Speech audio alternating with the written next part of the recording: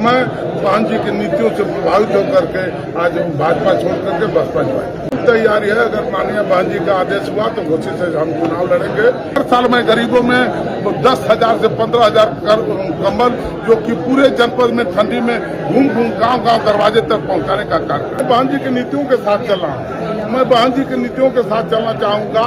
आपको बसपा ज्वाइन किए हैं? आपके चैनल के माध्यम से समस्त श्रोताओं को ढेर सारी शुभकामनाएं, बधाई। जय भीम, नमो बुद्धाय।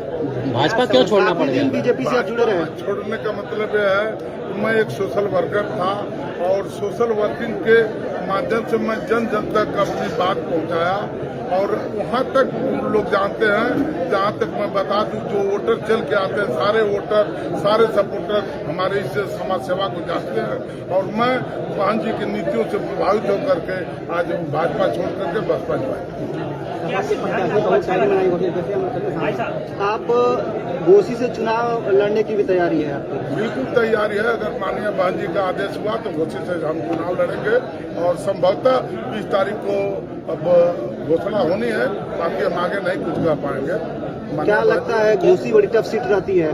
टफ सीट कुछ नहीं है, मन के हारे हार है, मन के जीते जीत। आज मैं देख रहा हूँ चारों तरफ से अजय जायसवाल चल रहा है। जिस चुनाव आएगा हम दिखाएंगे जनपद में सबसे अधिक वोटों से जीत के आने का काम करेंगे। किन मुद्दों को लेकर आप उतरेंगे मैदान में? बस एक सामाजिक मुद्दा हमारा, मैं समाज में काम करता हूँ। किसी जो लोग एक बहकावे का काम करते, मैं बहकावे का काम नहीं किया हूँ। मैं आपके चैनल के माध्यम से लोगों को बताना चाहता हूँ, मेरे पास 800 वाहन गाड़ियां हैं। जो अब तक 8,300 डेड बॉडी को हमने शमशान घाटों पर फ्री ऑफ कास्ट डीजल पे भेजने का कार्य किया। जो वर्तमान में सांसद और विधायक रहे, वो कभी अपने निधि का इस सामाजिक कार्यों के लिए नहीं उपयोग की। हमने आपको बता दूं कि मैं हर साल जीके कंपटीशन के माध्यम से 10,000 बच्चों का कंपटीशन करवा करके और उसमें से 50 बच्चों को मेरिट के आधार पर सेलेक्ट करके उनको शिक्षा के क्षेत्र में आगे बढ़ाने का और उनको पुरस्कृत करने का, उनके परिवार को पुरस्कृत करने का, जिस विद्यालय से है उस विद्यालय को प्रशस्ति पद देने का कार्य करते हैं।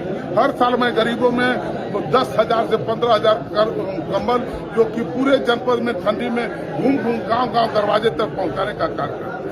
मैं आपको बता दूं कि खेल कूद के क्षेत्र में अब मऊ महोत्सव कराए, उसमें हम अब तक जो भी मऊ में पुरस्कार देना चाहिए, जितना बड़ा पुरस्कार हमने मतलब वहाँ कोई इनकी फीस नहीं थी और जितना बड़ा गेम कराए, जितना बड़ा दिए, उससे बड़ा कोई पुरस्कार अब तक मऊ में नहीं था। और फिर 22, 23, 24 नवंबर को ऑल इंडिया टूर्नामेंट करवा करके 4 व्हीलर देने का काम। लोग सत्ता के साथ जाते हैं, आप जा रहे हैं बसपा के साथ? बिल्कुल बात है, मैं बहन जी की नीतियों के साथ चल रहा हूँ।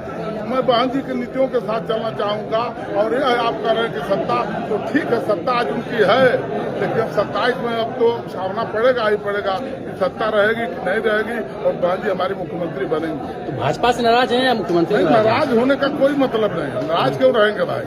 मैं आपसे बता दूं कि नाराजगी की कोई बात नहीं।